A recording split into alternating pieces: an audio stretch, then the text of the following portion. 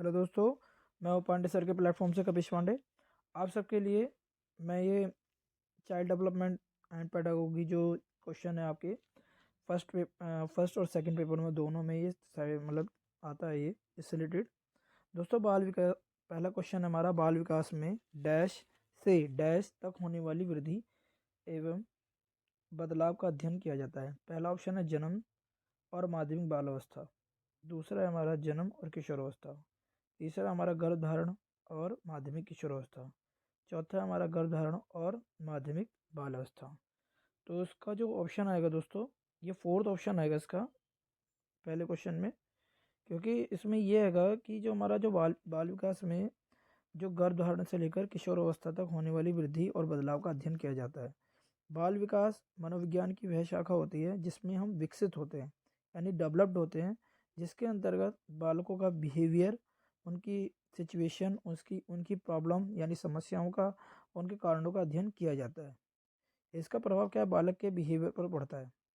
Present time में समाज में यानी सोशल में, कल्चर में, पॉलिटिकल में और जो इकोनॉमिक ये फैक्टर होते हैं मानव के, और वो उस ये सारे फैक्टर हमारे परिवेश का एक हिस्सा हैं सारे।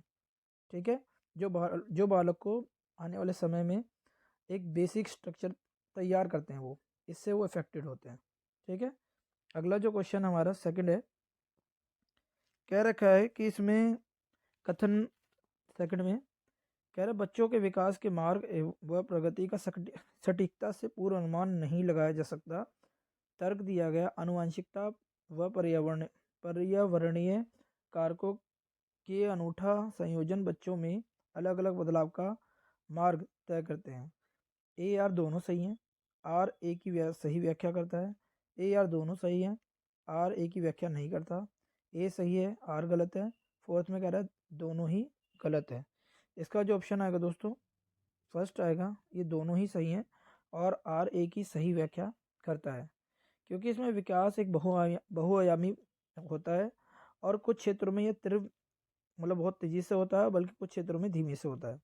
आनुवंशिकता और पर्यावरण जो कारक हैं इसके, ये दोनों अनूठे संयोजन बच्चों में अलग अलग बदलाव का एक मार्ग तय करते हैं।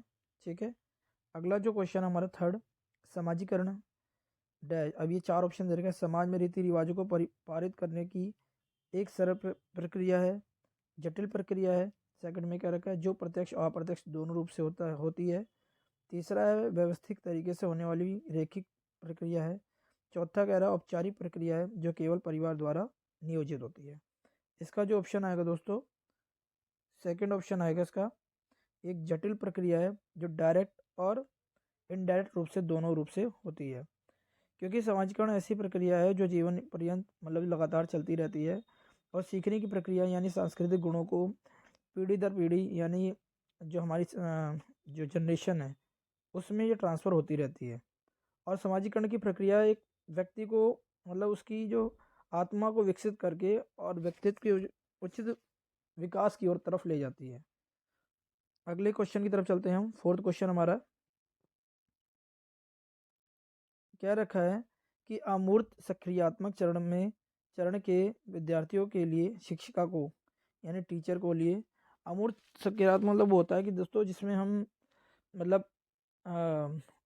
आंखें बंद करके कुछ सोचते हैं। जैसे हमने सब नॉर्मल बच्चे से कहते हैं हाथी, तो हम कहते हैं हाथी, तो बच्चा एकदम सोचने लगता है हाँ हाथी ऐसे होता है, चार पैर होते हैं, एक सूंड होती है।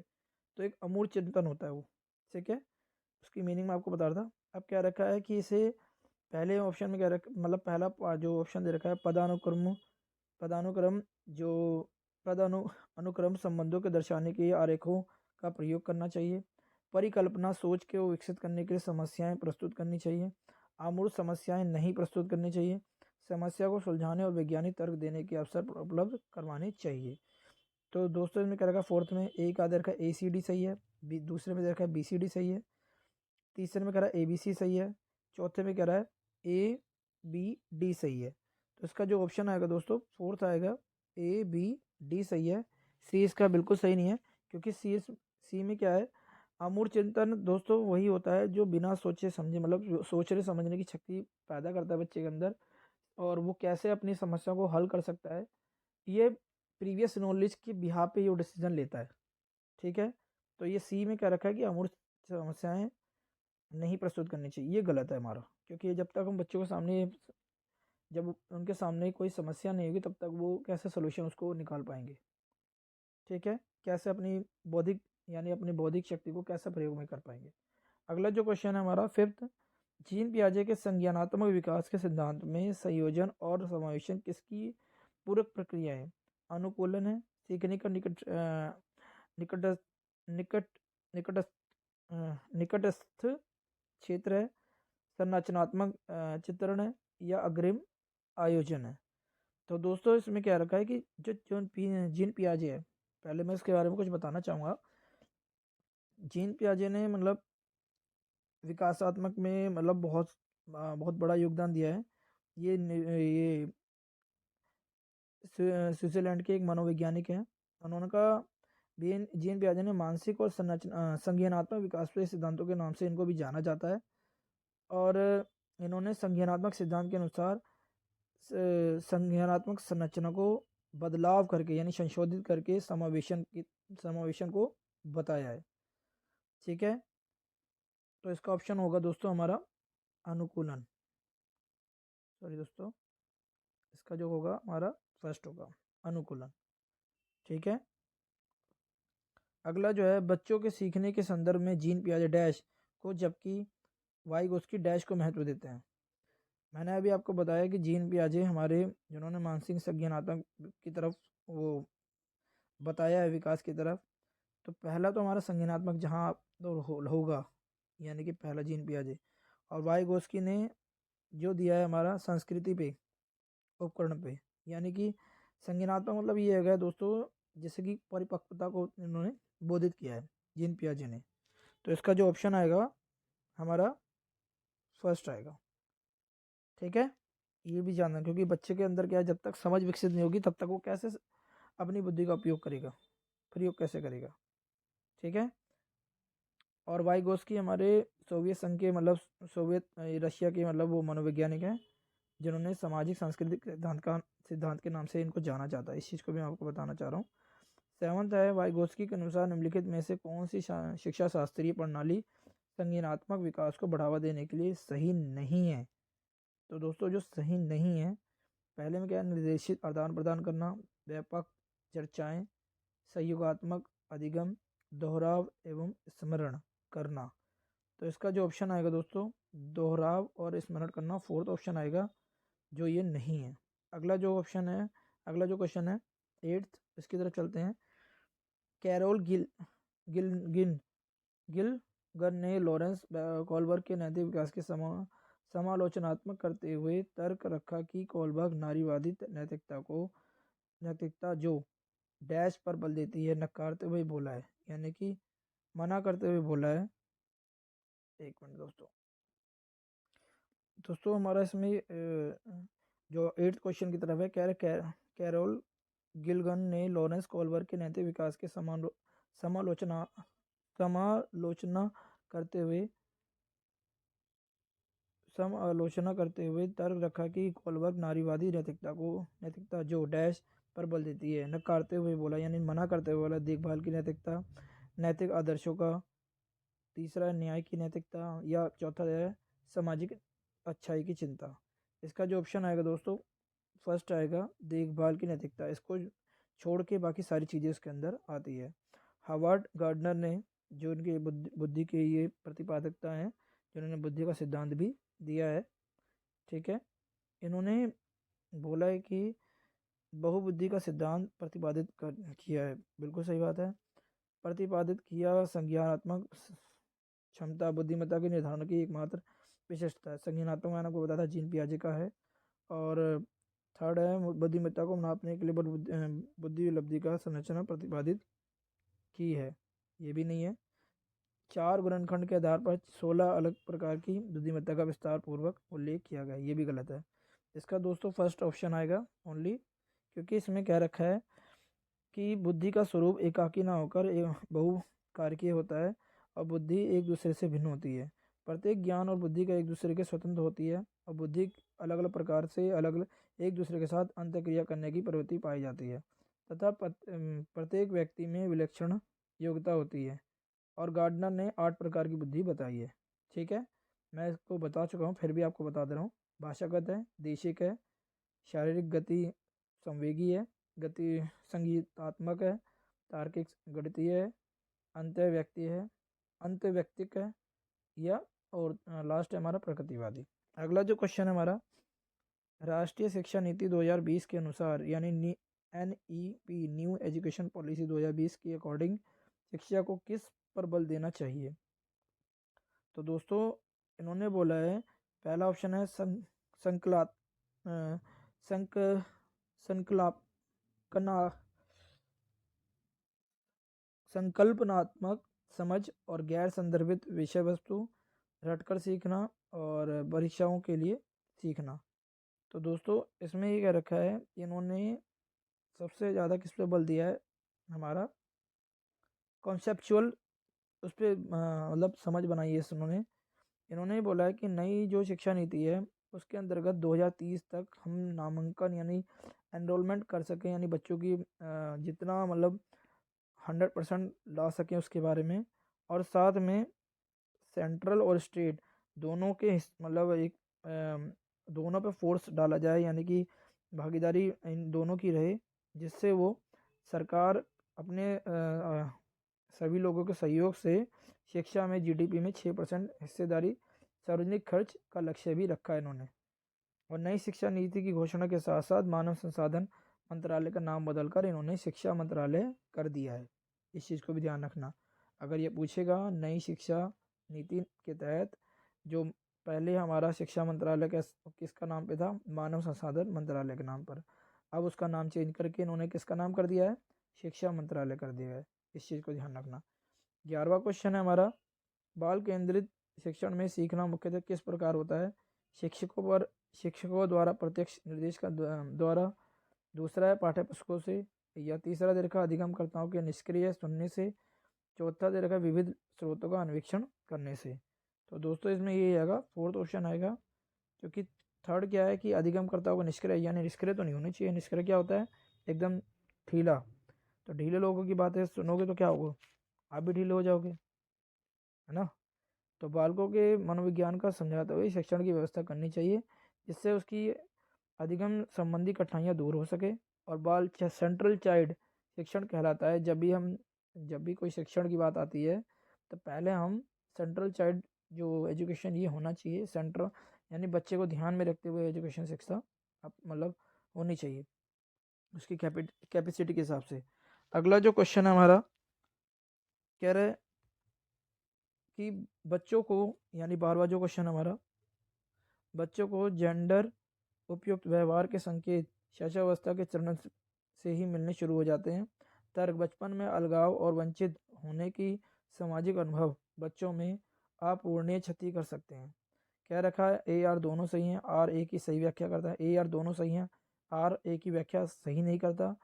A सही है, R गलत है, AR दोनों गलत है। इसका जो ऑप्शन आएगा दोस्तों सेकंड आएगा, A और R दोनों सही हैं लेकिन R A की व्याख्या नहीं करता। ठीक है, जो किसी व्यक्ति विशेष के लिए उसके जैविक लिंग के आधार पर सामान्य और उपयुक्त माना जाता है, इसी भी आप पे। ठीक है, अगला जो क्वेश्चन है हमारा, शिक्षकों यानी टीचरों को बच्चों का मूल्यांकन विवरण उनके अभिभावकों को देना चाहिए, जिससे कि यानी 13 क्वेश्चन है। पहला ऑप्शन दे रखा है इन्होंने कि अभिभावकों को अपने बच्चे की पहचान कर उसे सही ढंग से नामांकित कर पाए, बुद्धिमान इत्यादि। ये तो गलत बात है, यानी कभी भी अभिभावक अपने बच्चों को इस तरह से मतलब बांट नहीं सकते कि वो मंदबुद्धि में या बुद्धिमान में नहीं। दूसरा ऑप्शन दे रखा है, अभिभावकों को अपने बच्चे के सीखने क्या और कैसे करने की समझ में बन सके। ये तो फिर भी ठीक है ऑप्शन। थर्ड है, अभिभावक जान पाए कि उनका बच्चा क्या नहीं कर सकता। ये तो गलत है, क्योंकि नेगेटिविटी नहीं होनी चाहिए उसके बच्चे के अंदर, मन में नहीं शुरू से नहीं डालना चाहिए। अभिभावक अपने बच्चों को तुलना कक्षा में बाकी बच्चों से कर पाए, नहीं, तुलना भी नहीं करना चाहिए, क्योंकि कंपैरिजन क्या होता है, बच्चे का कॉन्फिडेंस लेवल गिरा देता है। तो इसका सेकंड ऑप्शन आएगा ओनली। अगला जो क्वेश्चन है, सामाजिक आर्थिक रूप से वंचित समूह में वंचित समूह के छात्रों की अवधारणा सुनिश्चित करने के लिए शिक्षकों को डैश सुनिश्चित करना चाहिए। डैश क्या करना चाहिए? वे घर पर ट्यूशन ले, ये तो बिल्कुल गलत है। वे स्मरण आधारित बहुत सारे कार्य पात्रक दिए जाएं। और थर्ड दे रखा है हमारा, स्कूल आने की उनकी रुचि कम ना हो। ठीक है। और चौथा दे रखा है गैर संदर्भित पाठ्याचार्य का पालन हो। तो दोस्तों अगर हम पाठ्याचार्य यानी कि एजुकेशन से रिलेटेड अगर कोई भी चीज़ हम काम नहीं देंगे तो उनका फिर वो काम कैसे कर पाएंगे? तो ये तो चौथा गलती हो गया। और इन्होंने बोला वह घर पर ट्यूशन ले, ये भी गलत है पहला। उन्होंने स्मरण आधारित बहुत सारे कार्य पात्रक दिए जाएं, ये गलत है ये भी। ठीक है। तो ये हमारा इसका ओनली बचा हमारा थर्ड, क्योंकि जब बच्चों को हम उस तरह काम देंगे तो उनकी रुचि स्कूल के प्रति कम ना हो, वो स्कूल का लगाव उनका बना रहे, वो स्कूल में आए, सीखें कुछ ना कुछ विद्यालय में, और टीचर भी उनकी मदद करें। ठीक है। अगला जो क्वेश्चन है हमारा 15, क्या रखा है? उस प्रश्न की पहचान करें जो मूल्यांकन के कौशल का परीक्षण करता है। पहला रखा, आज आप जो पुस्तक पढ़ते हैं वे ऋग्वेद से किस प्रकार भिन्न है। दूसरा है पुरातत्व को परिभाषित कीजिए। तीसरा, हड़प्पा सभ्यता के लोग औजार बनाने के लिए किन धातुओं का प्रयोग करते हैं। चौथा दे रखा है हड़प्पा सभ्यता स्थल की खोज कब की गई थी। तो इसका जो ऑप्शन आएगा दोस्तों ओनली फर्स्ट आएगा, क्योंकि जब हम मूल्यांकन करते हैं स्किल की उनकी, तो जो हम पहले जो प्रेजेंट टाइम में पुस्तक पढ़ रहे हैं वो ऋग्वेद से कैसे भिन्न है, क्योंकि मूल्यांकन शिक्षण प्रक्रिया एक ऐसा सोपान है, यानी एक श्रृंखला ऐसी है जिसके माध्यम से शिक्षक यह सुनिश्चित करता है कि उसके द्वारा दी गई शिक्षण व्यवस्था कितनी एवं कहाँ तक सफल रही। और मूल्यांकन का जो उद्देश्य होता है यानी एम होता है, जो लक्ष्य होता है, बालकों की समस्याओं को जानना और उसका समाधान करना ही होता है।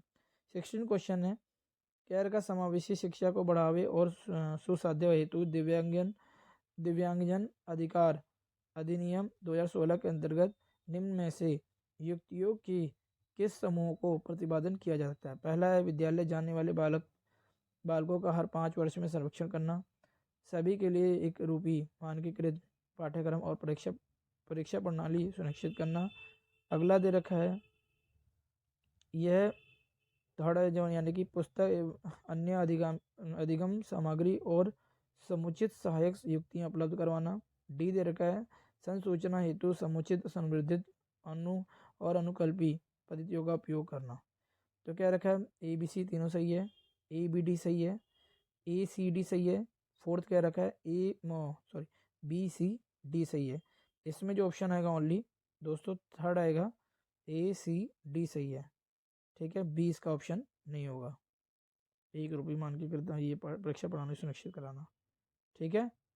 अगला क्वेश्चन है हमारा, क्योंकि इसमें दोस्तों आपको बताना चाहूँगा कि जो समावेशी शिक्षा है ये सुसाध्य है, तो दिव्यांगजन अधिकार जो 2016 के अंतर्गत विद्यालय जाने वाले बालकों को हर 5 साल में सर्वेक्षण करना चाहिए। पहला जो ऑप्शन आपका पुस्तक और अन्य जो अधिगम सामग्री है ये भी समुचित सहायक युक्तियाँ होती है उपलब्ध करवाना होता है, और संसूचना हेतु समुचित संवर्धित और अनुकल्पी पद्धतियों का उपयोग करना भी जरूरी होता है। ठीक है। अगला जो क्वेश्चन है, धार्मिक अल्पसंख्यकों को के विद्यार्थियों को शामिल करने के लिए एक शिक्षिका को क्या करना चाहिए। सभी धर्मों में समानता की बजाय अंतर पर ज़्यादा बल दें, विभिन्न धर्मों के सदस्यों के बीच सद्भाव के उदाहरण प्रस्तुत करें, और विशेष धर्मों में विश्वासों और प्रथाओं के बारे में पूर्वग्रहों को बढ़ावा देना, विशेष धर्मों से संबंधित रूढ़ियों में मजबूत करें।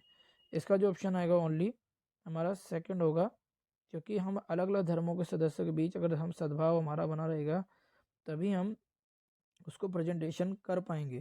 ठीक है, टीचर अपनी तरफ से पूरा उसको हेल्प कर पाएगा। ठीक है। अगला जो क्वेश्चन है हमारा, डिस्ग्राफिया मुख्य रूप से किससे कठिनाई से, आप तो जानते हैं डिस्ग्राफिया हमारा किससे होता है, लिखने से होता है, ये तो आपको पता ही होना चाहिए। ठीक है। जब बच्चा हाँ लेखन कौशल या हस्त लेखन स्पेलिंग या सुतलेख को मतलब जब नहीं लिख पाता, अपनी उंगलियों में गड़बड़ मतलब उंगली पेंसिल या पेन पकड़ते वक्त गड़बड़ी करता है। अगला जो क्वेश्चन है, निम्नलिखित में से कौन सा अभ्यास सॉरी दोस्तों, छींक आ गई थी। क्या रखा है निम्नलिखित में से 19वां क्वेश्चन हमारा, क्या रखा है निम्नलिखित में से कौन सा अभ्यास दृष्टिबाधित विद्यार्थियों की सफल समावेशन को सुनिश्चित करने में सहायक होगा। तो दोस्तों इसमें जो सहायक होगा ऑप्शन देखते हैं। छोटे मुद्रण चित्र वाली पुस्तकें, ये तो बिल्कुल नहीं होगा। शिक्षक और साथियों द्वारा सांकेतिक भाषा का उपयोग, ये भी नहीं होगा। स्पर्शनीय और भी सामग्री का उपयोग, ये बिल्कुल भी ठीक है यहाँ तक। और बोर्ड पर लिखित निर्देश नहीं दोस्तों, इसका ओनली थर्ड आएगा, क्योंकि जब जो दृष्टिबाधित जो ब्लाइंड बच्चे हैं उनके लिए एक उभरी हुई सामग्री होती है, जो उसको छूकर वो महसूस करते हैं और उसको स्पर्श करते हैं, तभी वो अच्छे ढंग से रीड कर पाते हैं, समझ पाते हैं कि क्या लिखा हुआ है। ठीक है, और वो उनकी जो मतलब जो उनकी बुक्स होती हैं वो बिल्कुल दूसरों से बच्चों से अलग होती हैं। ठीक है, अगला जो क्वेश्चन है हमारा 20, कह रहा है उच्च सृजनात्मक वाले विद्यार्थियों की आवश्यकताओं को पूरा करने के लिए एक शिक्षिका को ऐसी गतिविधियों से बचना चाहिए जो निम्नलिखित में से किसे बढ़ावा देती है। अब बताना है ऐसी कौन सी गतिविधि जिससे बचना चाहिए और उसे बढ़ावा देती है। जो अभिसरण सोच, सीखने की जिज्ञासा को, विचारों की मौलिकता को, या समस्या समाधान कौशल को। इसका जो ऑप्शन आएगा दोस्तों ओनली फर्स्ट आएगा, अभिसरण सोच को। इसमें क्या होता है, जो उच्च सृजनात्मक वाले जो बच्चे होते हैं, एक ये अभिसरण सोच को बढ़ावा देती है, यानी एक जो टीचर होती है, यानी टीचर अभिसरण सोच को बढ़ावा देने की गतिविधि से बचना चाहती है, क्योंकि अभिसरण सोच एक प्रकार की वह सोच होती है कि किसी समस्या का एकल या सुस्त जो सही ढंग से उत्तर के साथ आने का जो सेंटर पे हमारा जो पॉइंट होता है, हम उस सटीकता पर तर्क पे बल देते हैं, जो कि ये गलत है। ठीक है, अगला जो क्वेश्चन हमारा 21, कह रहा है शिक्षार्थियों के ज्ञान को गहरा और दीर्घकालीन बनाने के लिए शिक्षक को क्या करना चाहिए। अभी सीखे गए संप्रत्यों के विस्तारण और चर्चा करने से मना करें। विभिन्न परिस्थितियों में अधिगम को लागू करने का अवसर दें, ये बिल्कुल सही है। विषय वस्तु को समझने के बजाय उसे रटवाने पर नहीं, बिल्कुल गलत। केवल मौखिक रूप से नहीं, ये भी गलत है। तो दोस्तों इसका जो ऑप्शन आएगा ओनली 21 का सेकंड ऑप्शन आएगा, क्योंकि जितने भी हम बच्चों को अलग अलग कंडीशन में उसको सीखने का अवसर देंगे, अपॉर्चुनिटी देंगे, उतना वो और निखर कर आगे आएगा। ठीक है, अगला जो क्वेश्चन है हमारा 22, कह रहा है अभिकथन पर की बात आती है, जिसमें क्या रखा है एक शिक्षिका यानी एक टीचर को अपने विद्यार्थियों को किस प्रश्न के उत्तर के बारे में सहज ज्ञान युक्त अनुमान लगाने के लिए प्रोत्साहित करना चाहिए। कारण दे रखा है विद्यार्थियों को केवल तभी उत्तर देने का निर्देश दिया जाना चाहिए जब वे सही उत्तर के बारे में पूरी तरह से सुनिश्चित हो। तो कोड दे रखा है आर दोनों सही है, आर ए की सही व्याख्या करता है, ए आर दोनों सही हैं, आर ए की सही व्याख्या करता है, व्याख्या नहीं है, ए सही है आर गलत है, ए आर दोनों गलत है। इसका जो ऑप्शन आएगा ओनली थर्ड आएगा, ए सही है और आर गलत है। वो इसलिए सही है क्योंकि जो टीचर है वो विद्यार्थी को किसी भी प्रश्न के उत्तर के बारे में सहज ज्ञान युक्त यानी जो नॉलेज है उसी के यानी गैस करके जो भी वो प्रोत्साहित करती है उनको। ठीक है, और ऐसे प्रश्न पूछना महत्वपूर्ण है जो विद्यार्थी के लिए यानी कि उसके रूल और रेगुलेशन की एक्सपीरियंस की बिहाफ पे उसको खोज करने में मदद करे। ठीक है, वह सेल्फ से यानी अपने आप में सोल्यूशन निकाल कर लेकर आए। ठीक है, अगला जो क्वेश्चन है 23, एक शिक्षक को ऐसी गतिविधियों को की खोज करना योजना बनानी चाहिए जो विद्यार्थियों के बीच डैश उत्पन्न करती है, चिंता, बोरियत, जिज्ञासा, हतोत्साह। तो दोस्तों जिज्ञासा इसका ही ऑप्शन आएगा, थर्ड ऑप्शन है जिज्ञासा, क्योंकि ये तीनों पॉइंट क्या है इसके, ये इससे रिलेटेड नहीं है। क्योंकि अगर चिंता हम बनाएंगे तो ऑटोमेटिक बच्चों के बीच में चिंता बैठेगी। बोरियत गलत होता है हमारा, हतोत्साहित मतलब उसको नीचे गिराना, नहीं ये नहीं होना चाहिए। हमें उसको जिज्ञासु बनाना चाहिए, अप्रिशिएट करना चाहिए कि वो अच्छा कर सकता है। 24 है किसी विशेष कार्य को कैसे करना है इसके ज्ञान को डैश कहा जाता है, समाविष्ट ज्ञान, दूसरा अनुबंधित ज्ञान, तीसरा घोषणात्मक ज्ञान, फोर्थ है प्रक्रियात्मक ज्ञान। तो इसका जो ऑप्शन आएगा दोस्तों प्रक्रियात्मक ज्ञान की तरफ जाएगा वो, क्योंकि जब हम किसी विशेष कार्य को कैसे करना है, तो ज्ञान को हम प्रक्रियात्मक ज्ञान कहा जाता है, क्योंकि घोषणात्मक ज्ञान के विपरीत होता है ये। और घोषणात्मक ज्ञान ये एक इशारा करता है कि कोई व्यक्ति किसी चीज़ के बारे में जानता है तो वो व्यवहारिक यानी बिहेवियर समझ के बजाय वह अधिक अमूर्त समझ की तरफ जाता है। अगला हमारा जो क्वेश्चन है 25, निम्नलिखित में से कौन विद्यार्थियों के बीच सार्थक सीखने को बढ़ावा नहीं देता? अन्वेषण, बातचीत, अंतःक्रिया, अधिसंज्ञान, निष्क्रिय, अवलोकन। इसका जो ऑप्शन आएगा दोस्तों निष्क्रिय। निष्क्रिय मतलब क्या होता है? एकदम शांत हो जाना, किसी से कोई मतलब नहीं होना। ठीक है, तो ये बढ़ावा नहीं देता, ताकि ये तीनों पॉजिटिव पॉइंट है, ये नेगेटिव पॉइंट है। ठीक है, अगला जो है हमारा 26, कह रहा हमारी अपनी क्षमताओं और दिए गए कार्यों की मांगों के अनुसार उस स्थिति में उपयोगी रणनीतियों की समझ का परोक्ष और प्रत्यक्ष बोध क्या कहलाता है? घोषणात्मक ज्ञान, एपिसोडिक या प्रकरणात्मक ज्ञान, अधिसंज्ञानात्मक ज्ञान या प्रक्रियात्मक ज्ञान। तो इसका जो ऑप्शन आएगा ओनली हमारा थर्ड आएगा, अधिसंज्ञानात्मक ज्ञान। क्योंकि इसमें क्या रखा है, हम अपनी क्षमताओं और दिए गए जो कार्य होते हैं अपनी मांगों के अनुसार उस स्थिति में उपयोगी रणनीतियों की समझ को परोक्ष और प्रत्यक्ष बोध अधिसंज्ञानात्मक ज्ञान कहलाता, मतलब होता है वो जो अपनी मस्तिष्क के आधार पर यानी अपने स्किल के आधार पर, ज्ञान के आधार पर जो होता है उस सूचना के हेरफेर और तर्क के लिए आवश्यक जरूरी होता है। अगला हमारा क्वेश्चन है 27, एक समस्या को हल करते समय एक विद्यार्थी समरूपी समस्याओं को उद्धृत कर रहा है और वर्तमान समय को समस्या को हल करने के लिए संकेत ले रहा है। यह डैश का उदाहरण है। तो अनुरूपक सोच है, कार्यात्मक स्थिरता है, अनुक्रिया समुच्चय है, या पश्चिगामी कार्यकारी युक्ति है।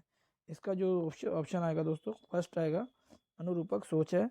क्योंकि किसी भी समस्या को जब हम पुरानी समस्या से और नए में उसको लेकर आते हैं, उस समस्या को जोड़ते हैं, उसका सोल्यूशन निकालते हैं, तो वो हमारा अनुरूपक सोच होता है। क्योंकि इसमें क्या है,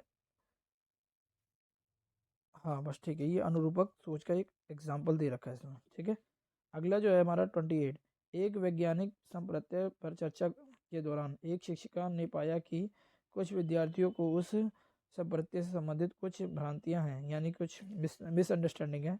ऐसी स्थिति में शिक्षिका को क्या करना चाहिए? विद्यार्थियों को भ्रांतियों के बारे में बात करने दें और वैज्ञानिक तर्क के खोज के अवसर प्रदान करें। उन भ्रांतियों को सिरे से खारिज करें और उन्हें संप्रत्यय पर मानक जानकारी बताएं।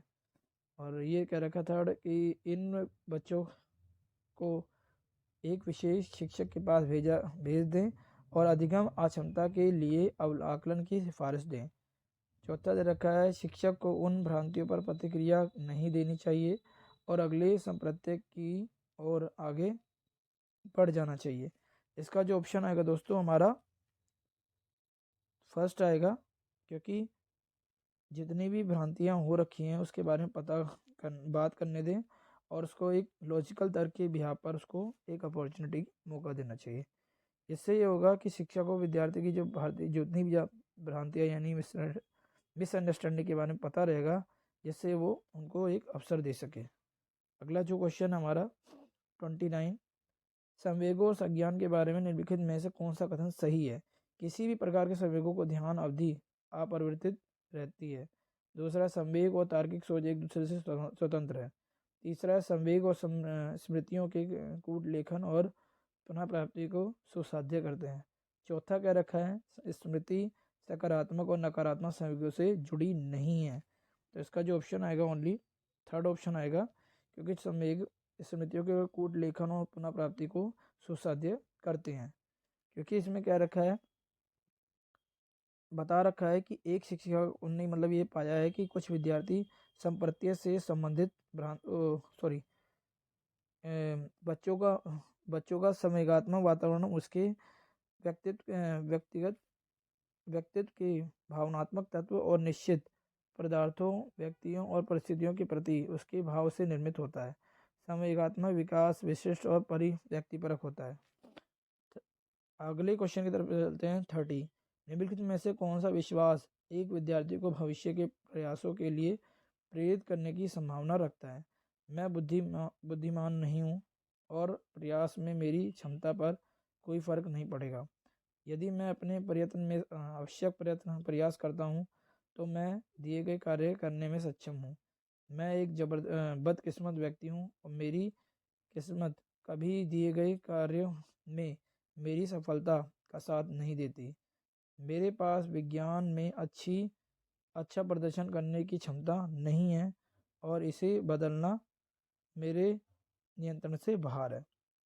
तो इसमें क्वेश्चन में दोस्तों ये कह रखा है जो भविष्य में प्रयास किए गए उससे प्रेरित का संभावना जो होती है वो चीज़ क्या होती है। इसमें क्या रखा है दोस्तों, हमारा सेकंड होगा, यदि कोई वो प्रयत्न करता है तो अवश्य प्रयास करता हूँ और दिए गए कार्य के लिए सक्षम हूँ, यानी कि वो अपने आप में उसके अंदर कैपेसिटी है, वो उस चीज़ को वो कर सकता है, तो वो एक कॉन्फिडेंस दर्शाता है। बाकी तीन चीज़ क्या है हमारे लिए नेगेटिव पॉइंट है। ठीक है, तो ऑप्शन क्या होगा हमारा सेकंड। दोस्तों वीडियो अगर अच्छी लग रही है तो आप मुझे फॉलो करते रहिए, लाइक करिए, सब्सक्राइब करिए और शेयर जरूर करना और देखते जरूर रहना। ठीक है, देखते हो तो मेरा भी साहस बढ़ता है इससे। Thank you for watching.